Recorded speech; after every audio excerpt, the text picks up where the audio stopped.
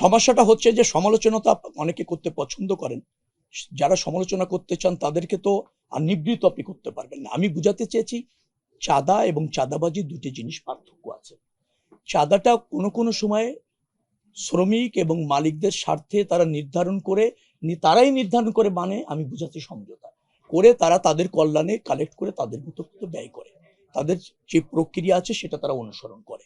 আর সেটা একটা কোনো কোনো জায়গায় এটাকে চাঁদাবাজি বলাটা কঠিন। চাঁদাবাজি আমি বলতেছি চাঁদাবাজি হচ্ছে সেইটি যেটি মানুষকে বাধ্য করে জোর করে নেওয়া হয়, তাদের নির্ধারিত প্রক্রিয়া না, কোনো অবৈধ শক্তি সেটা করতে চায়, সেটা করার কোনো সুযোগ নেই, সেটার করার আমাদের এই মন্ত্রণালয়ে থাকবে না, যে কোনো মূল্যে আমরা সেটা আপনার হতে দিব না, সেটা আমাদের অঙ্গীকার।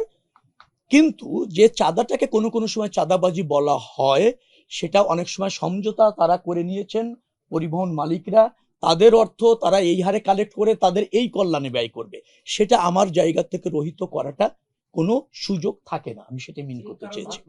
এ গ্রেড ক্লিংকারের কনফিডেন্স সিমেন্ট, বাংলাদেশের হৃদয় জুড়ে। কথাটা হচ্ছে আমি শ্রমিক কেন্দ্রীয় সংগঠন যারা আসছে তাদের নিয়ে বসেছি ওই ঘটনার পর, মালিকদের যে সমস্ত আছে সমিতি আছে তাদের নিয়েও বসেছি, তারা ব্যয় করেন।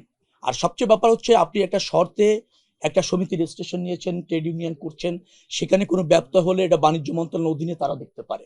চাঁদাবাজি নিশ্চয়ই একটা ফৌজদারি অপরাধ, সেটা যদি ঘটে অভিযোগ থাকলে আমাদের কাজটাকে সেটা হচ্ছে নিশ্চয়ই স্বরাষ্ট্র মন্ত্রণালয় দেখতে পারে, ফৌজদারি অপরাধ হিসেবে ব্যবস্থা নেবে।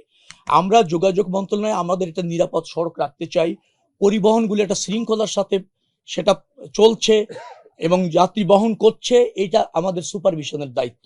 সে জায়গায় আমরা মনোযোগী আছি, যেখানে ব্যত্যয় হচ্ছে আমরা স্বরাষ্ট্র মন্ত্রণালয় বাণিজ্য মন্ত্রণালয়ের সহযোগিতা নিয়ে এখানে একটা জবাবদিহিতা আনার চেষ্টা আমাদের অঙ্গীকার, এবং সেটা করছে।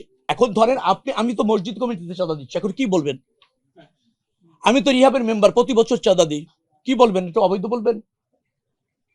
আমি জাতীয় নির্বাহী কমিটির মেম্বার, আমার পার্টিকে একটা নির্ধারণ করা আছে চাঁদা দিতে হয় বছরে এই কয়টা টাকা, অল্প কয়টা টাকা, আপনি কি অবৈধ বলবেন? আপনি অবৈধ বলে বলতে পারেন, আমি তো আপনাকে জড়িত করতে পারবো না। আমি বলছি ট্রাক মালিক সমিতি তাদের কল্যাণে যে টাকাটা নেয় তাদের মধ্যে মিটিং করে নির্ধারণ করে সেটা বৈধ, যারা পথে অবৈধভাবে নেবে সেটা তো অবৈধ।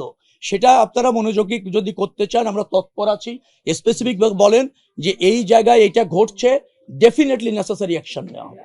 না না, আমি বৈধ আর অবৈধ বলার কিছু না, আপনি কেন বৈধ আর অবৈধ জায়গায় যাচ্ছেন? বাস মালিকদের কাছে আপনি বলছেন যে নেওয়া হয় যারা রুট কোম্পানিগুলি চালায়, এখন কোম্পানি এবং বাস মালিক কি শর্তে ওখানে বাস দিয়েছেন সেটা জানলে বোঝা যাবে যে সেখানে কোনো ব্যত্যয় ঘটছে কিনা। এখন কোম্পানির সাথে যদি বাস মালিকদের ওইরকম সমঝোতা থাকে, তার বাসটি ওই রুটে চললে তিনি 100 টাকা দিবেন, আমি জানি না আছে কিনা, থাকলে তো আপনি অবৈধ বলতে পারছেন না, উনি অ্যাগ্রি করেছেন। আর যদি ওনার কাছে জোর করে নেওয়া হয়ে থাকে যেটা উনি অ্যাগ্রি করেন নাই, আমাদেরকে এত করেন, আমরা ব্যবস্থা নেব, অবশ্যই দেখবো। আপনি নজর এনেছেন, ডেফিনেটলি আমি দেখব না। নতুনত্ব হচ্ছে কি যে যেখানে সফলতা আমরা শতভাগ করতে চাই, এটাই নতুনত্ব। এখানে নতুন তো আর আমাদের ধরেন পরিবহন সেক্টরও বড় পরিবর্তন হয় নাই, মানুষের জীবনযাত্রার মানেরও পরিবর্তন হয় নাই, আমাদের যাতায়াত প্রক্রিয়া আছে। আমরা ছুটি পাবো, যে লঞ্চে যাই দৌড় দিয়ে লঞ্চে যাই, যে টিকিট করিনি যে বাসে যেতে চাই দৌড় দিয়ে বাস স্টেশনে যাই।